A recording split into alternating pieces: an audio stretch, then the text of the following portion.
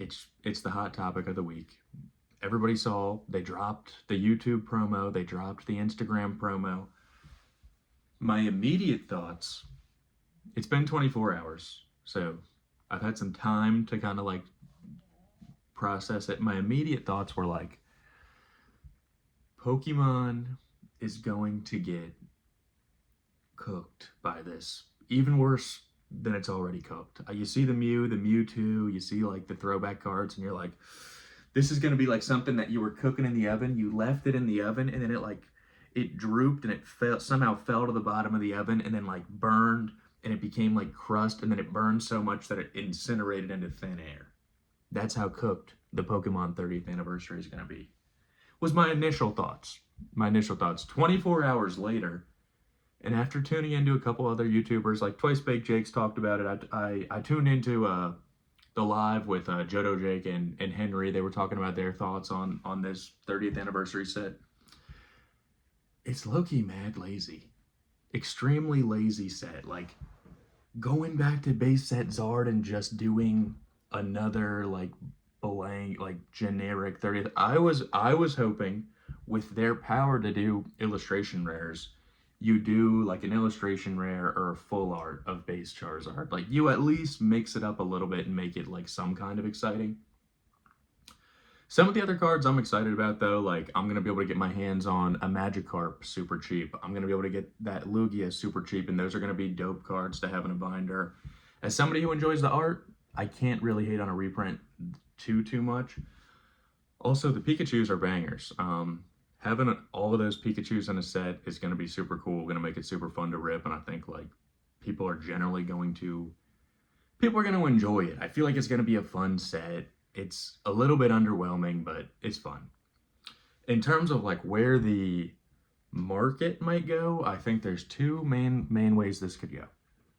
I think back to the 25th anniversary McDonald's craze and like the COVID FOMO pump.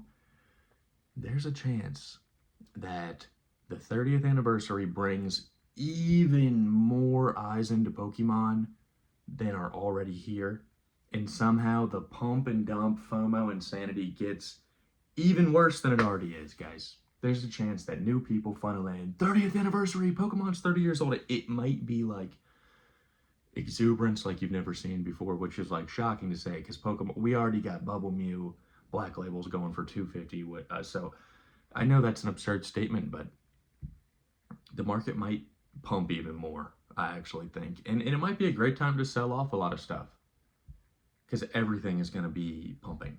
My second thought is that all of the FOMO Hypebeast resellers, they're going to be so laser pinpoint focused on this 30th anniversary set that they might be selling off other sets to, create some capital to get into this 30th anniversary market. And a lot of people are going to take their eyes off of previous sets that we thought were super good and super hype and everybody needed. So the second circumstance, it would be everybody focuses on the 30th anniversary, and it might be a good time to buy other sets. You know what I mean? That's what I think could happen. And the third,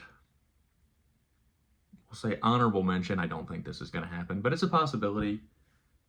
Probably less so.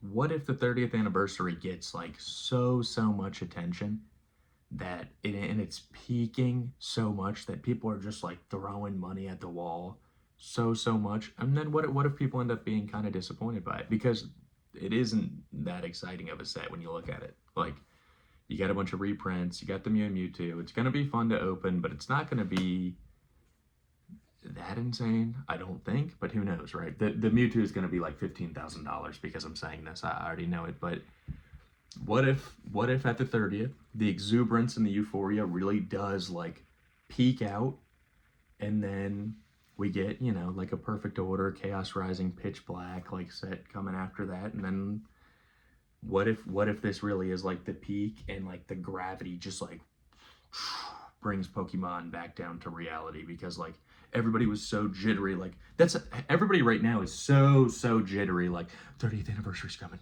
30th anniversary's coming. Oh my gosh. And a lot of people are predicting. I watched like Pokey Knowledge Cards. He's saying like, everybody, we're running through the 30th. We're running through the 30th. Everybody thinks we're gonna run through the 30th. And I watched like TCG Autopsy. He's like, he thinks the gravity's gonna fall out of these other sets, and then the 30th is gonna boom. Everybody's gonna put their money in that, and then if we get some weak sets, it could fall off. So we'll see.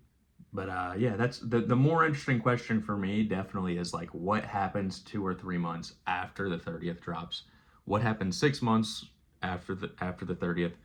What happens like a year or two following this 30th anniversary set? Because if we look back at COVID, 25th anniversary was a boom, and then like 2 years later, I want to say 2022, 2023, Pokemon kind of was popular, but it was not as crazy.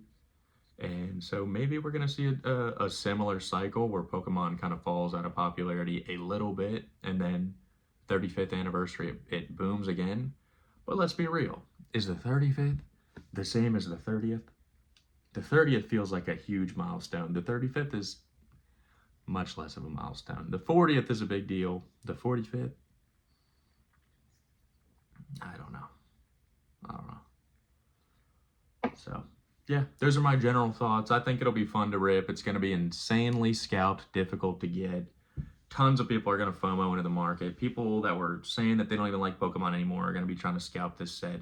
It's going to be insane out here, even though what Pokemon did with the set really isn't that exciting. And yeah, that's all. If you appreciate the content, appreciate a comment, like, subscribe. Peace.